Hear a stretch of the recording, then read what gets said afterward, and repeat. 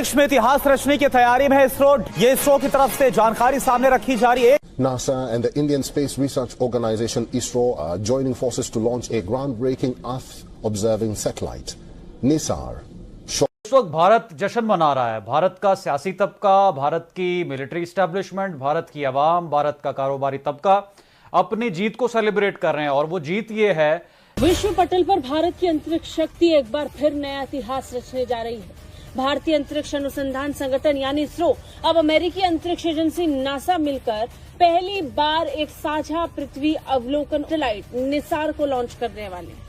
ये केवल एक वैज्ञानिक मिशन नहीं बल्कि भारत की तकनीकी क्षमता, वैश्विक नेतृत्व और आत्मनिर्भरता का प्रतीक बन चुका है। फ्लाइट निसार की लॉन्चिंग श्रीहरिकोटा के सतीश धवन स्पेस सेंटर से होगी। So right now the NISAR satellite is in India in its final preparations for launch coming up on July 30th. Regional perspective अगर देखा जाए तो कमेंडेबल, बहुत खुशी हुई। Otherwise we don't really expect it from our regions, our nations, and ये हम हमेशा देखते हैं कि वेस्ट में कहीं से हो रहा होगा या रशिया ने कर लिया होगा या इवन चाइना ने कर लिया होगा, बट इट्स इंडिया। कि भारत ने जो मिशन है इस साल में इस पर डिबेट की जा रही है, इसमें नासा की फंडिंग शामिल है या इसमें अमेरिकी मुआवनत शामिल है, ये तमाम तर बहस बहुत पीछे रह जाती है। अगर नरेंद्र मोदी फ्रंट पर आकर ये कह रहे हैं कि ये इंडिया का मिशन है और तो फिर यकीनी तौर पर ये उनकी कामयाबी हो सकती है। इस पर हम बात तो कर सकते हैं, लेकिन जिस तरह से वो कह रहे हैं कि अब हमारा अगला पड़ाव सूरज होगा और हमने दूसरे सैयारों पर भी जाना है, हम प्रोग्राम में जरा इस पर बात कर लेते हैं। सर ये है, इसको आप जीत समझते हैं भारत की? निसार का पूरा नाम है NASA ISRO synthetic aperture radar. ये उपग्रह पृथ्वी की सतह को हर 12 दिन में स्कैन करेगा। ये काम करेगा दिन हो या रात में, बारिश हो या धूप, हर मौसम। मतलब ये सैटेलाइट 24/7 पूरे ग्रह की निगरानी करेगा।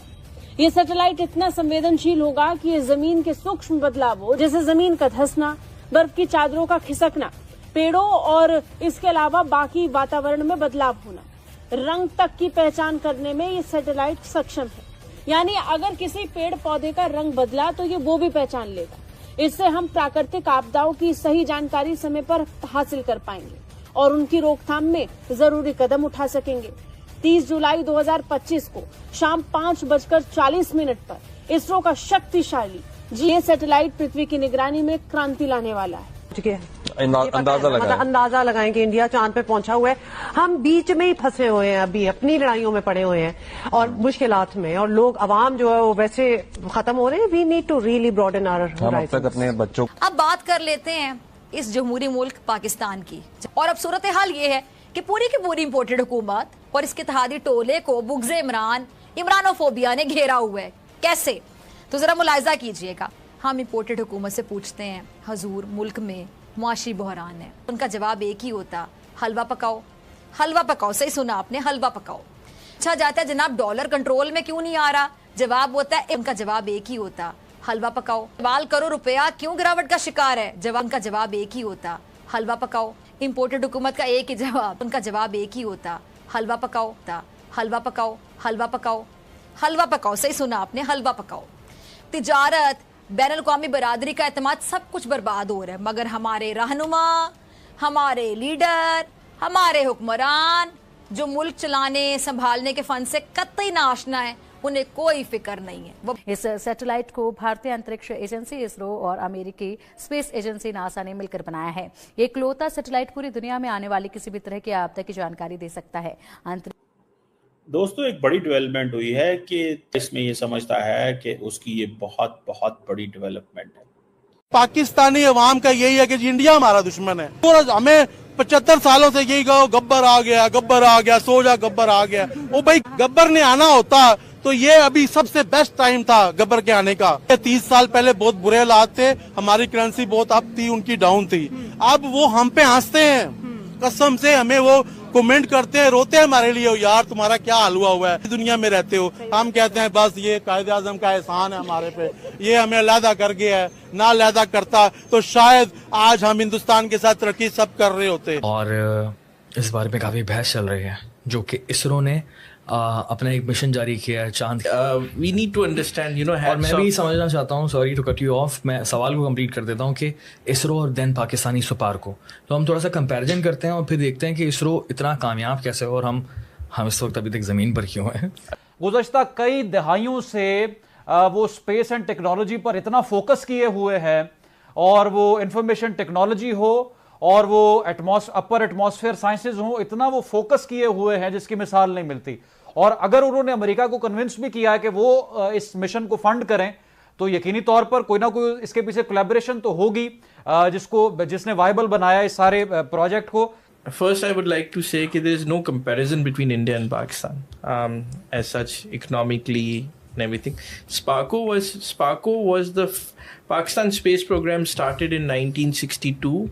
NASA trained most of the Pakistani because in 1955 Pakistan went into CENTO and the American Defense Pact. Okay. So NASA scientists trained most of the Pakistani scientists, space science. India started probably in 1968.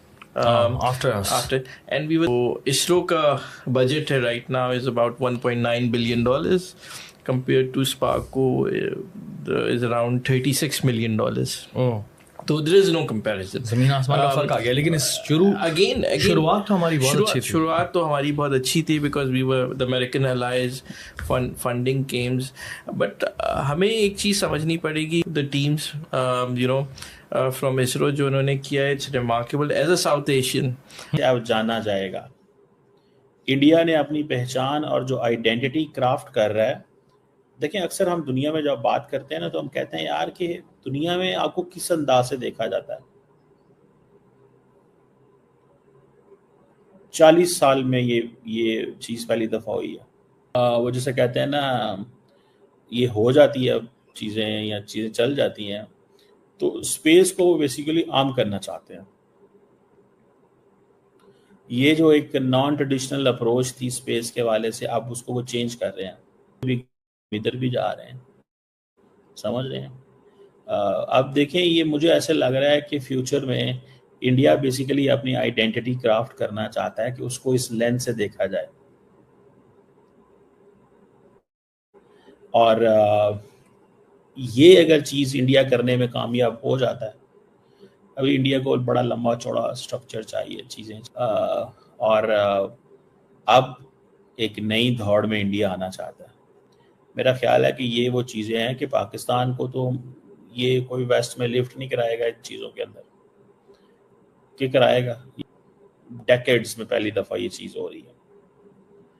मुझे ऐसा लगता है कि ये एक बुनियाद रखी जा रही है कि किसी न किसी तरीके, ठीक है जी, किसी न किसी तरीके से एक एनवायरनमेंट क्रिएट किया जाए कि ये बताया जाए कि भाई अब यहाँ से हम कहीं और भी जाके रह सकते हैं। देखें, जो ये बातें कर रहे हैं या जो ये बातें वेस्टर्न्स कर रहे हैं, ये बातें तो हमारे इन मुल्कों में सोची भी नहीं जाती, ना हमें पता है। साहब जो हैं वो पहले ही आपको पता है इस चीज़ों को बहुत सेलिब्रेट करते हैं,